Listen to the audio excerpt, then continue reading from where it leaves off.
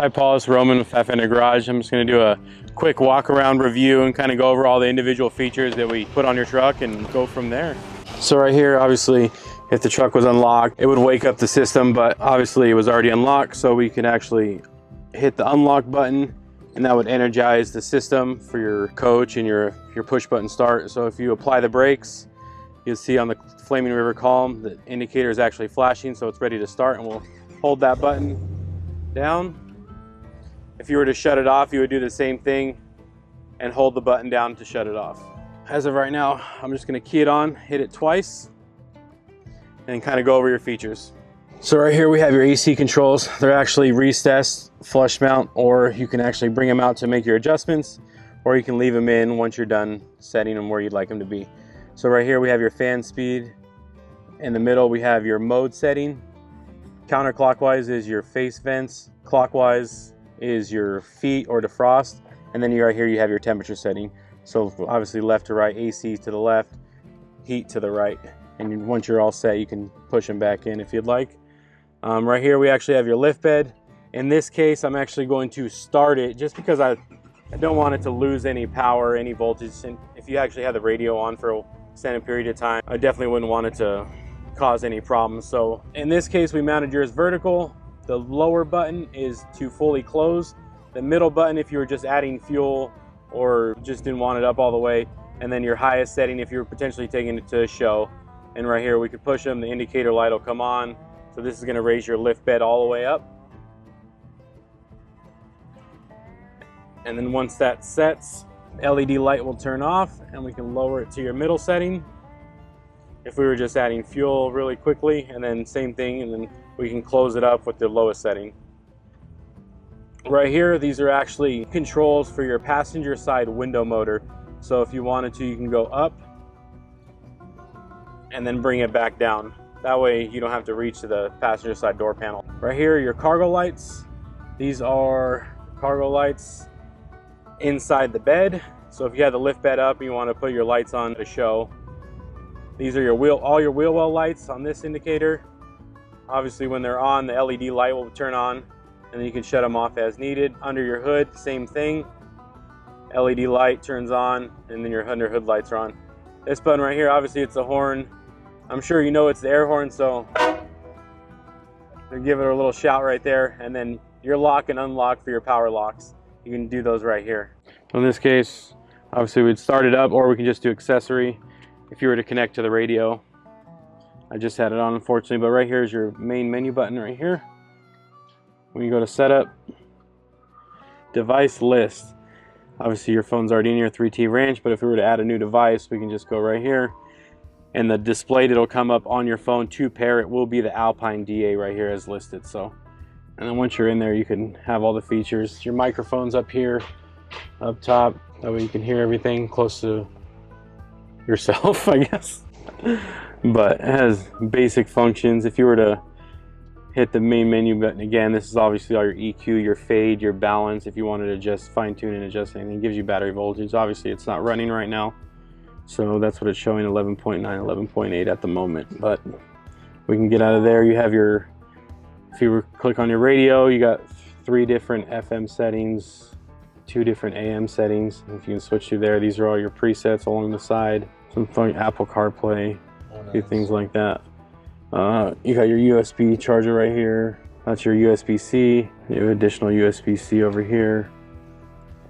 These are actually your Dakota Digital adjustment controls right here. If you were to adjust it, I should probably take off my sling. So right now it's currently showing your voltage, obviously all your settings. If I were to hit the right button, I can kind of pan through everything right here. It's your average miles per hour, quarter mile times, oil pressure, water temp, intake air temp, and transmission temperature. And this is usually your main setting. You give you digital speed, odometer, and then here's all your indicators for gear position. If you were to adjust your clock, you would hit the left button on your display. It'll toggle up and the arrows will be on your clock, and you would actually hold the right button and you would adjust clock as needed. And then to set it, you would hold the button again. It'll go to minutes. Right there, I'll leave it on 224, hold it again, and now you're set. And if you wanted to reset your trip A, hold the right button in that position, and then it'll clear out trip A. Right here we have battery voltage, oil pressure, coolant temperature, and your fuel gauge right here. Your headlight switch is over here on the left. One pull would be your park lights, and then obviously your headlights. Your high beam switch is actually on the floor down here. So you would just click that, your indicator comes on the dash, that bright blue indicator, and shut it back off. Turn off your headlights. This is for your tilt steering wheel right here, up and down, wherever you'd like to set it, whatever is most comfortable for yourself. And then right here is your turn signal indicator. Left, which also displays the left camera on the screen. Unfortunately, the way the system works, it will cut out your music, so don't think it's a malfunction, but when the camera overrides the music, unfortunately. And then we can also do the right indicator, which will pop up right here. That's the right side. And then it will slowly time itself out. And then obviously, if we put this in reverse, we have your backup camera located just above or on the rear bumper to give you a good, clean panoramic view. So right here, the last couple features, obviously your interior door handle, window motors, they're power windows. If you were to do one touch down or one touch up, it'll auto all the way down and auto all the way up. If you were to hold it, it'll stay in that position. I can give you so right here, we'll do all the way up and then all the way down. But if you were to hold it, it'll stop wherever you want it. Hold it again, it'll stop wherever you want it. If you were to get out of your vehicle, the windows are rolled down. We would hit lock, hit it again, and your windows roll up. So right here we have your bass knob. It's kind of hidden under this valance, but counterclockwise turns the bass down, clockwise turns the bass up a little bit. But right here is your hood release. This is your main hood release. So that way it's two security features. If this is your initial one, for sure. It doesn't take much, it's just a slight pull. You'll actually hear it release, and then we can go up front and see your other release. So right here, if you look under here, this is your other lever. Just a quick little pull. You can hear it click, and then just a nice little lift up right here. So obviously the LS3, your Magnuson supercharger. Your fill is actually just underneath this cover. Fortunately, you would have to take off these 3 bolts on this side, these 4 on this side to actually pull this cover off. But your oil dipsticks right here, so we can double check that if ever need be. But it's 5W30, holds approximately 6 quarts of oil. Obviously your belt, your intake. Over here under this hidden little trap door, we have your air filter, your coolant fill, your coolant overflow, and your power steering reservoir on this side. Close that back up. On this side, we have just your coolant reservoir tank, your horns, some lines, a couple things. Nothing major on this side. Almost everything's on the other side, but it's just good access and keeps everything clean and hidden, tucked away. Just a little protective sleeve. Obviously, we don't want to rub any paint off.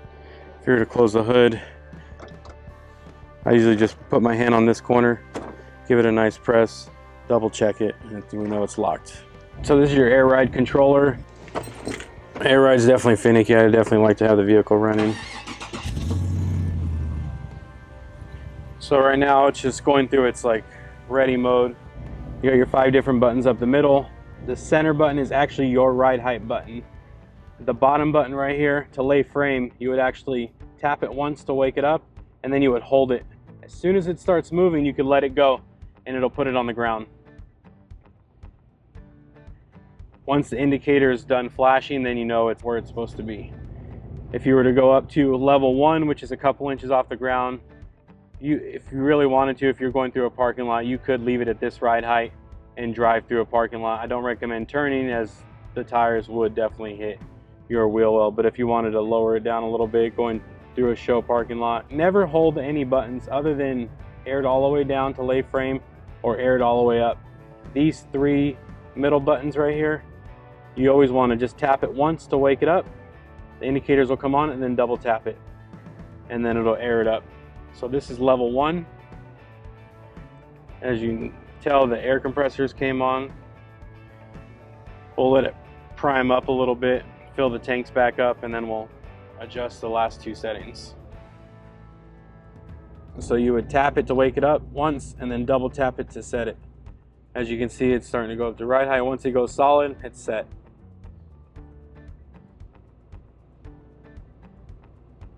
Now that it's solid, we can do your last setting, level 3. So we would wake it up, tap it, and then get it up just a little bit higher. If you were to go up a driveway, a curb, or something like that, if you were gonna actually load it onto a trailer, I would definitely air it all the way up.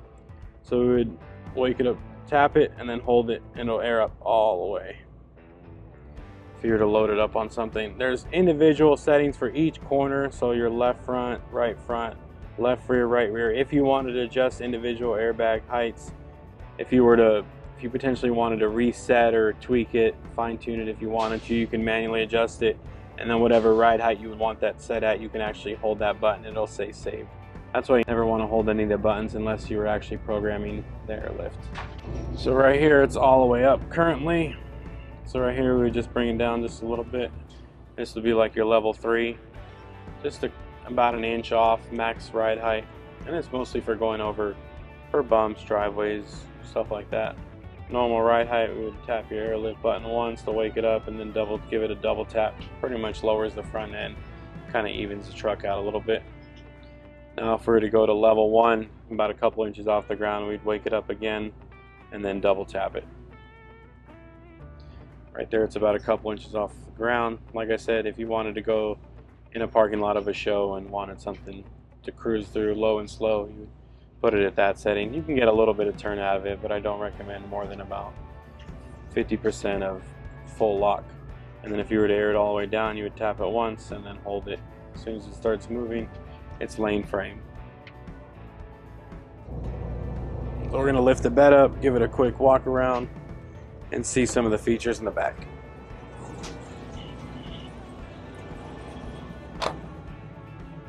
This is obviously your gas fill. Fill it up right here. About a 20 gallon tank.